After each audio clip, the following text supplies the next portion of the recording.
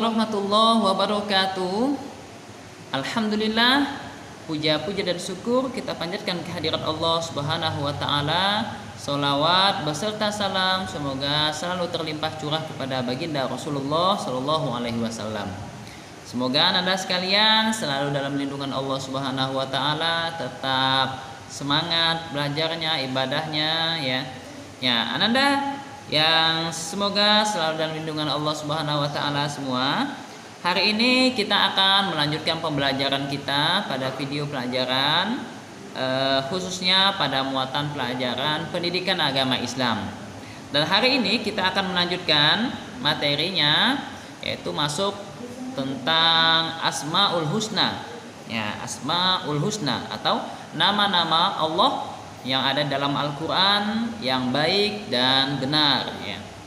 Nah, sebelum melanjutkan pembelajaran ini, kita akan membuka dengan membaca basmalah bersama-sama. Bismillahirrahmanirrahim. Di dalam Al-Quran pada surah Al-A'raf, surah ke-7 ayat 180 yang bunyinya Bismillahirrahmanirrahim. Walillahil asmaul husna fad'uuhu biha wa dharul ladzina yulhiduna fi asma'ih jazawna ma kanu ya'malun. Artinya, dan Allah memiliki Asmaul Husna atau nama-nama yang terbaik. Maka bermohonlah kepadanya dengan menyebut Asmaul Husna itu, dan tinggalkanlah orang-orang yang menyalah artikan nama-namanya. Mereka kelak akan mendapatkan balasan terhadap apa yang telah mereka kerjakan. Pada surah Al-A'raf ayat 180. Jadi Anda sekalian, Allah memiliki nama-nama yang benar, nama-nama yang indah. Itu sangat banyak sekali. Ada 99 nama yang biasanya disebut dengan Asmaul Husna ya.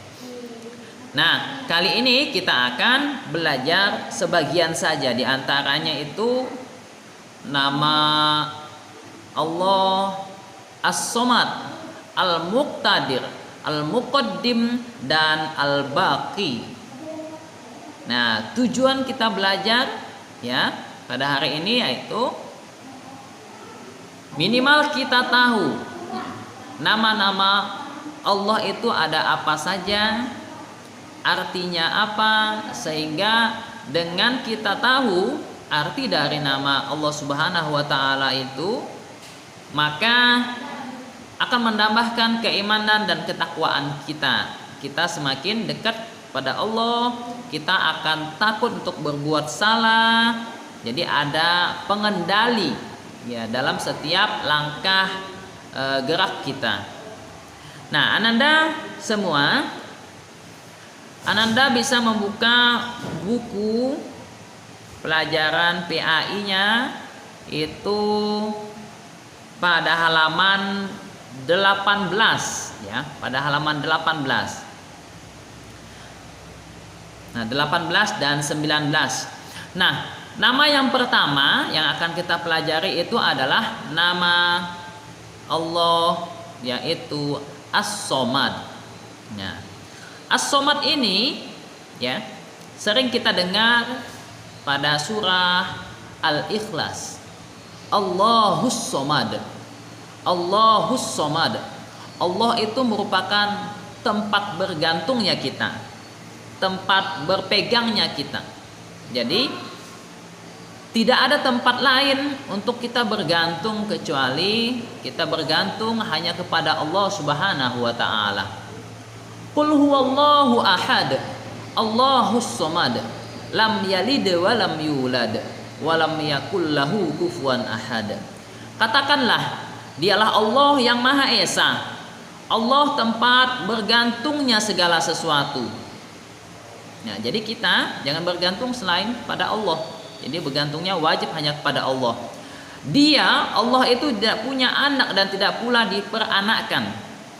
Ya, tidak punya anak dan dia juga tidak punya orang tua. Dan tidak ada seorang pun yang setara dengan Allah. Walam yakullahu kufuwan ahad. Ini sering kita baca. Nah, tapi kita harus tahu.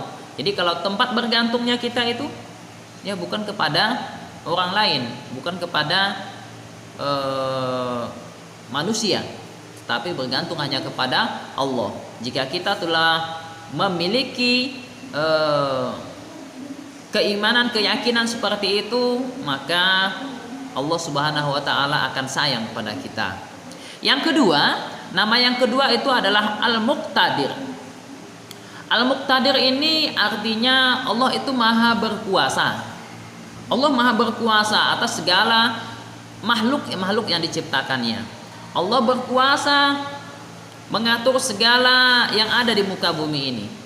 Allah berkuasa atas segala apapun yang terjadi di muka bumi ini terhadap kita, itu maha berkuasa. Makanya dengan kita mengetahui Allah maha berkuasa atas segala sesuatu, maka itu seharusnya kita semakin takut kepada Allah, meminta hanya kepada Allah. Itu Al-Muqtadir. Yang ketiga, nama Allah yaitu Al-Muqaddim. Al-Muqaddim itu artinya mendahulukan segala sesuatu atas sesuatu yang lainnya. Jadi Allah maha berkuasa, maha mengatur itu, ya, maha mendahulukan sesuatu atas segala sesuatu yang lainnya, meletakkan pada tempatnya sesuatu yang pantas untuk didahulukan. Makanya kita hanya berserah diri kepada Allah Subhanahu wa ta'ala.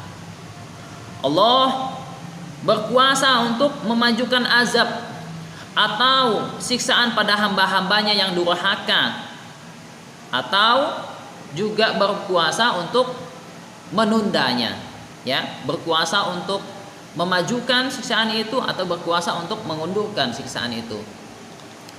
Dan yang keempat, ya, yang terakhir yaitu adalah Al-Baqi. Baqi itu artinya nama Allah yang berarti kekal. Allah itu baqi, baqo, ya, baqi itu kekal, tidak akan mati, tidak akan punah, tidak akan meninggal dan lain sebagainya, penyebutan-penyebutan lainnya. Ya, jadi Allah itu kekal, ya.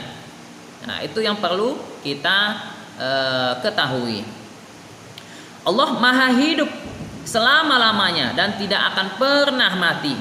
Kekuasaan Allah juga kekal dan tidak akan berakhir. Kalau kita masa hidup kita itu terbatas, ya, masa hidup kita terbatas hanya beberapa tahun saja. Masa kepemimpinan kita hanya terbatas, itu hanya beberapa tahun saja. Tapi Allah maha hidup, maha kekal. Kekuasaan Allah itu tidak akan ada batasnya. Ya, oleh sebab itu sekali lagi, dengan kita mengetahui 4 sifat ini, maka seharusnya menambah keyakinan, keimanan kita dan ketakwaan kita kepada Allah Subhanahu wa taala. Di dalam surah Ar-Rahman ayat 27, wa yabqa wajhu rabbika dzul jalali wal ikram. Dan tetap kekal zat Tuhanmu yang mempunyai kebesaran dan kemuliaan. Kekal Allah Subhanahu wa ta'ala. Ya, jadi satu-satunya zat yang kekal itu, satu-satunya, bukan salah satu, ya, satu-satunya itu adalah Allah Subhanahu wa ta'ala. Tidak akan pernah binasa, ya. Jadi sekali lagi, pelajaran kita hari ini yang pertama, kita membahas tentang sifat, nama-nama Allah, Asmaul Husna. Asmaul Husna artinya nama-nama Allah yang baik dan benar, indah, ya. Yang pertama itu As-Somad, itu tempat kita bergantung.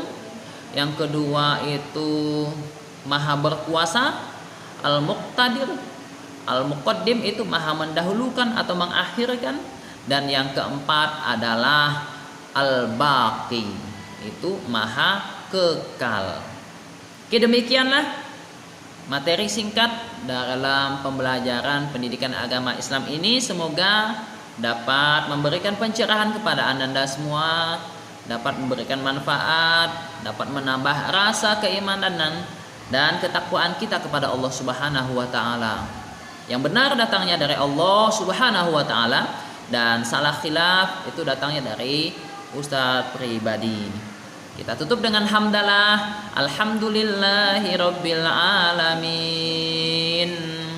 Subhanakallahumma wa bihamdika asyhadu an la ilaha illa anta astaghfiruka wa atubu ilaik. Assalamualaikum warahmatullahi wabarakatuh.